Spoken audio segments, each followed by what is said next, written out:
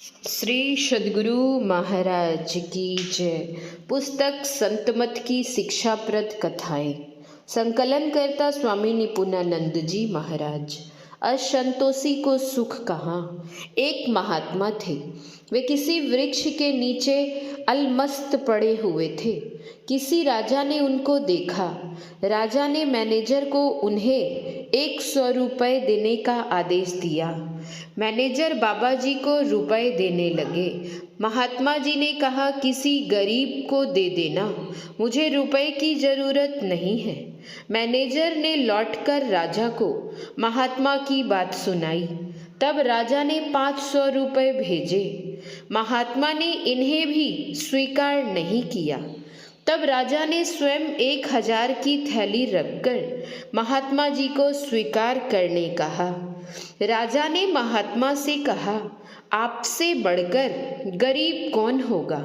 आपके शरीर पर वस्त्र नहीं है, खाने के लिए कोई चीज नहीं है, पानी पीने के लिए मिट्टी का भी पात्र नहीं है। साधु ने कहा, मैं गरीब नहीं हूँ, मैं राजाओं का राजा हूँ। राजा ने कहा, यदि आप ऐसे होते तो आपके पास नौकर चाकर होते, फौज होती, खजाना होता। साधु बोला, मेरे पास सब कुछ है। मेरी 14 इंद्रियां मेरे नौकर नौकरानियां हैं। मेरे अंदर दैवी शक्ति की फौज है। मेरे पास काम क्रोध आदि विकार नहीं है। मेरा कोई दुश्मन नहीं है।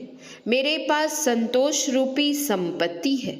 महात्मा जी ने फिर कहा, राजा 10-20 मन लोहा ले आओ, मैं उसे सोना बना दूंगा। राजा चुप होकर राजमहल लौट गया।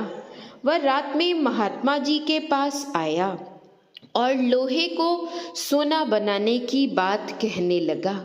महात्मा जी ने राजा से प्रश्न किया, बताओ कौन कंगाल है। राजा ने कहा, इस समय तो मैं ही कंगाल हूँ। महात्मा जी ने कहा, जब तक कामना है तब तक कंगाली है।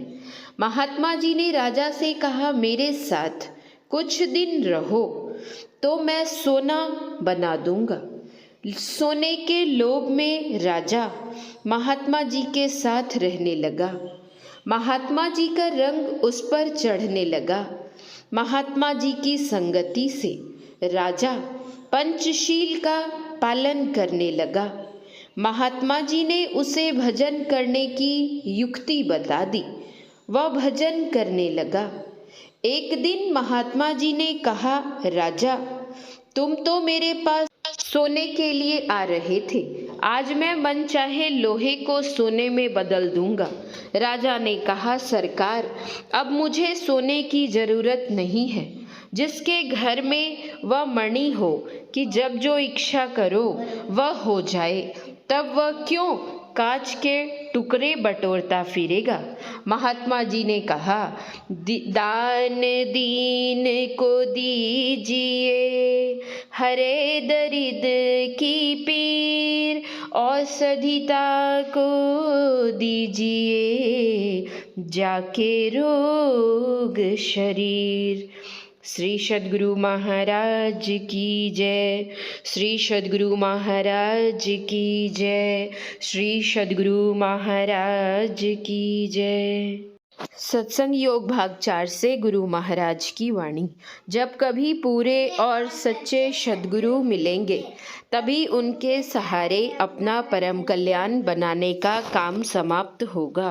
पूरे और सच्चे सद्गुरु का मिलना परम प्रभु सर्वेश्वर के मिलने के तुल्य ही है। जीवन काल में जिनकी सूरत सारे आवरणों को पार कर शब्दातीत पद में समाधि समय लीन होती है और पिंड में बरतने के समय उन्मुनी रहनी में रहकर सार शब्द में लगी रहती है, ऐसे जीवन मुक्त परम संत पुरुष पूरे और सच्चे सद्गुरु कहे जाते हैं। श्री सद्गुरु महाराज की जय। श्री सद्गुरु महाराज की जय।